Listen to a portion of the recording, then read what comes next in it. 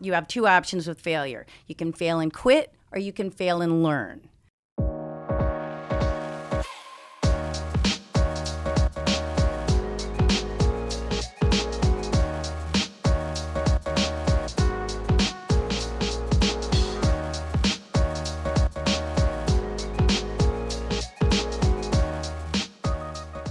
This is Dave Meltzer with Entrepreneur the Playbook, and what a special guest I have. Leslie Zann is an author, a speaker, certified, we're going to get into that speaker, as well as a world business consultant. And although you don't look it, Leslie, you're 59 years old, and we were just talking about you're a maverick within your space. You're an expert at sales and business consulting, and although you look younger, you're older than me, sorry, but I'm thinking about, like, what other women do I know that internationally can hold their own, and sales is a male dominated space, and hold their own, and people are in awe of you. I really want young women especially to know your journey of what it took to get to the stature that you're at today. Where did it all start? Well, the big shift started about 8 years ago. So I had always been speaking, I'd always been coaching. My niche was with salespeople and entrepreneurs. But like a lot of people, my divorce made a big shift in my life. Thank God for men being jerks. Well, you said it, I didn't. Don't tell my wife. I'm sticking in there. And I want you to stick in there. And so the questions I started asking myself, right after the divorce, I realized I had a thought that I had not done anything risky or out of my comfort zone for about 25 years. I mean, it was really a very impactful moment. Isn't that, though, a socioeconomic culture that, when you were going to school, most women had safety positions, and if you weren't in one, you still had to have kind of this safety, security, raise the kids, give, nurses, teachers. There wasn't this huge entrepreneurial P.T. Barnum, risk it all, right. And now that you got divorced, you're like, wait a second. And it's what I always wanted to do. And every time I brought up leaving the corporate world and going out on my own, and John was very supportive, but his arguments made a lot of sense. He would say, well, if you left, and what if you didn't make a lot of money right away? And what's this going to do to our retirement plan? And maybe we should just, they pay you well and you have a good bonus. And those are all really fair arguments. And so I take responsibility as well. And I literally stole my own dream. And so it wasn't until after the divorce when I thought about, okay, I was 50 years old at the time and looking into the future, what do I want to do with my life? And I knew immediately I wanted to be an entrepreneur. I wanted to do what I love and what I do best. And I wanted to do it on my own terms. I love it. And I was afraid in the beginning. I got to tell you, I almost stole my own dream too. I was afraid. I bought the home in the divorce. So I had a big girl mortgage. And it was back in 2012. So it was the recession. A lot of people forget that there was a recession going on back then. And so I did speak to a couple of speakers who knew me and who had seen me speak, and I asked their opinion, what do you think about me going out on my own? And every single one of them in their own words said something to the effect of, hey, you're really good, but I'm not getting gigs now. Like, you're really good, but this isn't the right time. So yeah. I almost stole my own dream then and went back into a corporate position. And one Sunday morning, I just had this, moment where I thought, I am going to burn my boats. So I turned down every corporate offer and I launched my business with 100% commitment. And I think really the lesson here is that 100% emotional commitment. I didn't go in thinking, well, if this doesn't work out, I could always take a corporate gig. I went in full on knowing I am going to make this work on my terms. Which is what I love about you. I've been blessed to do a little bit of business mentoring with you, and I love clients that are all in. You're wise with your investment, but you're willing to make huge investment in yourself. And I coach a lot of people. There's two sides of what we do. One side is having the skills, the knowledge, and desire, being all in with the effort. But there's also this other side of you have to pay yourself first. You have to mitigate risks. You could take all the risks, but mitigate them. Really, you're someone that's more interested than interesting. You're always searching for the best people and asking me, who's the best person for this? I want to learn. And, you invested in a studio, you invested into certified speaking, you've invested into books, you are on the Think and Grow Rich, which is a huge accomplishment. You're on the Think and Grow Rich speaking tour with some of the greatest speakers, from Jack Canfield to Bob Proctor, just incredible people. And yet you made this investment because you have this big book that you're launching later on in the year, but you have, it's called Think and Grow? Grow Rich Thinking. Grow Rich Thinking. And that you're going to be promoting during the tour. But the ultimate is your bigger book, which the working title is Outrageous Achievement. Which both are your forte. Yeah. And it's incredible.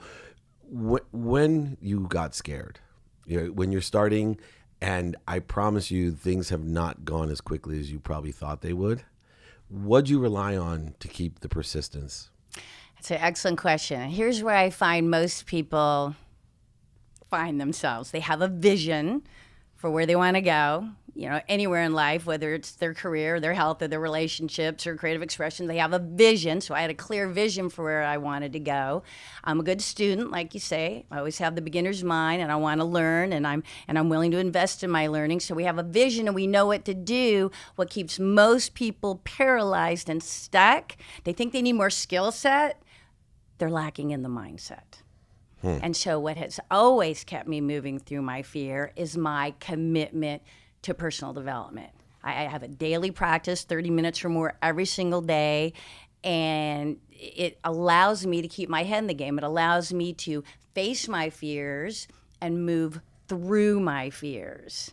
And, going back to the original story, when I realized, I hadn't done anything risky in 25 years, I had lost my courage. And the decision was, I am not going to go the next 40 years of my life risk adverse. And so it's a decision, first of all. It's an awareness. Change begins with awareness. It was an awareness that, hey, I have been risk averse. I've allowed my fears to keep me stuck in a lot of areas of my life.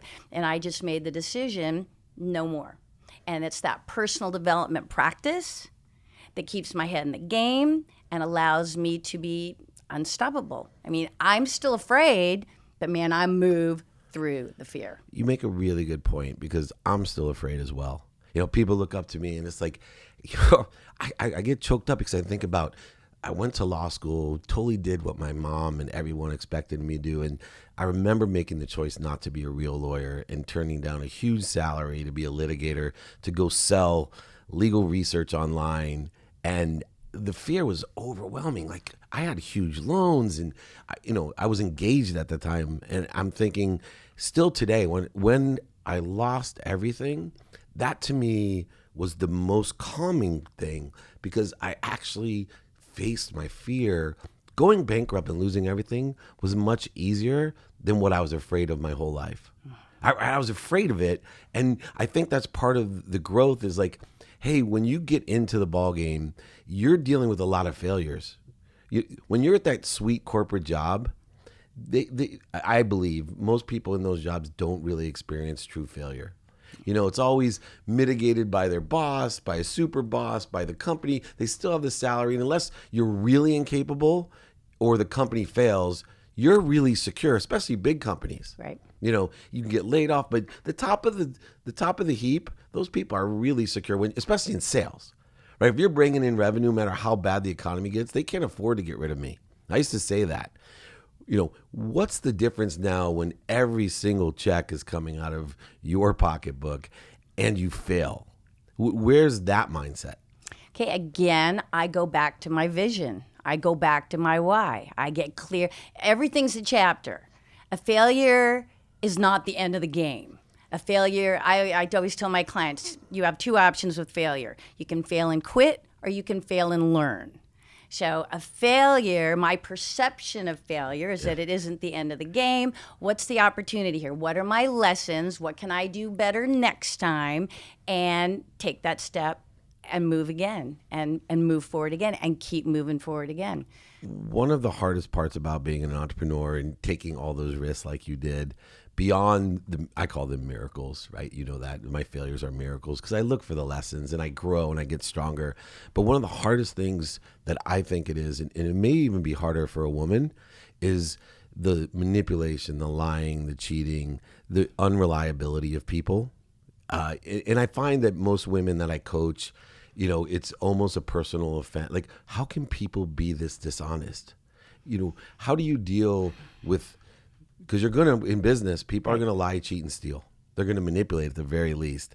How do you deal with, number one, when you have that offense, and two, getting rid of those energies in people? That's such a good question. Okay, so I've learned, the lying, the betrayal, the disappointments. I've learned they're not being sent to my soul, okay? Really, it's about them. The lying, the betrayal, the dishonesty, that's their issues. That's not my issues. Now, if I'm in business with this person, number one, I've learned, the first key I've learned is do not respond right away. Nice. Okay, so that's been more important than ever today. Yeah, no kidding. Like, you could so easily send off that text, send off that email, you know, pick up that phone. Great advice. I've learned, number one, to step back and breathe and step away. Right? And so, I mean, we get to define how we walk through the world. I have a certain idea of how I want to do business. It doesn't mean I'm going to take it lying down, but I want to respond on my terms. So number one, I step away. Number two, I give it some time to percolate in my head. Number three, I take some notes. Like, what did they say? What did I say? Am I falling back on a contract? Am I falling back on the word? Is it a lack of communication? I try to figure out where the situation is. And then with no judgment, I never respond via text. I never respond. I do not hide behind the virtual reality. I make sure it is a phone call, and I have learned to speak my truth and have nothing left unsaid. And I go into these calls without judgment, without drama, personal responsibility. Hey, I'm my own boss. I negotiate for myself. And so no judgment, no drama, and have nothing left unsaid. I have learned to move into those candid conversations with courage and conviction that my opinion matters as much as anybody else's, and I deserve the opportunity to fight for my business and fight for my character and fight for what's right. And when do you, which I think is an important decision, when do you cut your losses? Right. One of the problems with athletes and hyper-aggressive actualizing people is that sometimes persistence is misconceived. Persistence doesn't mean stupidity. And one of my hardest things of coaching athletes is they're taught never to quit. Right. And sometimes you have to cut your losses. You know, there's legal fees, there's all these different emotional tolls that I am particularly, because my energy is so important to me, aware of. When do you decide to cut your losses and move on? I'm a data gal. Like, I'm in business, right? So I look at the data. And if this relationship is not financially and emotionally moving my business forward, giving me more opportunities to serve my clients to the best of my ability, I have no problem cutting the ties. I've let clients go, coaching clients. Like, I know if I don't go to that phone call excited to talk to them, I know that's the end of this relationship, right? Same thing with people I have contracts with. So I cut my losses. Number one, I listen to my emotions. Normally, we know, David. I mean, normally, if I'm not if I'm feeling something, it's usually a time that perhaps this has come to a conclusion. But I look at the data, right? And as an entrepreneur, you were talking about people in a corporate. You can make excuses when you're an employee. You can blame the boss. You can blame the company. You can blame everybody. I'm on the bad team, and my manager's not good. When you're an entrepreneur, you can't make excuses. Leaders find solutions, and that's what I try to do. One other attribute of being a woman entrepreneur is I think you have a hyper awareness. Like, for example, I rely on my wife as a judgment of character, of energy. And one of the downsides, though, is that when we make the decision, oh, this person's terrific. And, I feel so much pressure being a business coach of yours because you think so highly of me. You had a good feeling when we started, and I hope a better feeling now. Well, it's actually a lot of pressure on me because I know how, like, the loyalty of that relationship and the responsibility in that, it makes it more difficult when someone's not, I think, especially for women, that they're not what you perceive them to be, where I'm the opposite. Like, I've always gotten myself in trouble because I don't have the same awareness that my wife does. I'm always looking for the best in someone, even though my gut tells me, hey, this isn't going to. And I fought that over the last decade, just trying to have a better sense of awareness. When you have that feeling up front as an entrepreneur now, and you need the deal, do you walk away before you get in the deal, or do you cover yourself by an agreement or let it play out? What's your strategy when, you're going into something going, this isn't feeling right, but I need it? Well, first of all, I try not to come from need. Good. Okay, Good advice. When I'm working with my clients, and whenever somebody says in a coaching call or in a group call or even in a live audience, I need this, I always professionally, lovingly correct them. Say, change need to choose. So I don't need anything. I choose Beautiful to advice. go forward. So I don't need to lose 10 pounds. I choose to lose 10 pounds. I don't need to find a man. I choose to find a man. I don't need this client. I choose to work with this client. And even energetically, physically, it changes everything. So it's like I get to do and got to do, right? Exactly. Yeah. Exactly. That's beautiful. So really, it's a choice. Like, I try to stay very open, and like you, I try to have this feeling that I am attracting the right people, the right clients, the right situations, the right opportunities into my life. Some of it's a gamble. I'm not a psychic. I don't Right. know. I do listen to my gut.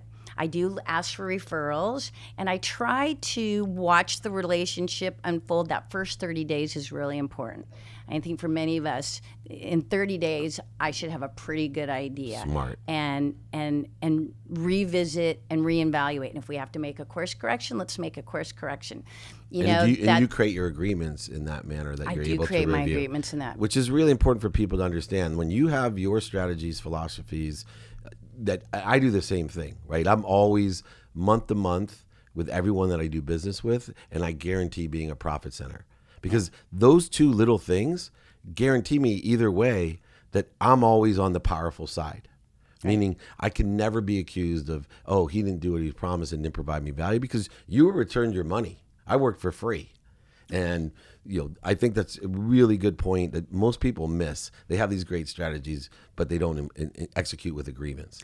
And what happens when you're starting out your business, when you only have 1 or 2 or 3 clients, everything's magnified. And I think people ignore their feelings or settle for the wrong type of client when they're starting out because they only have so few.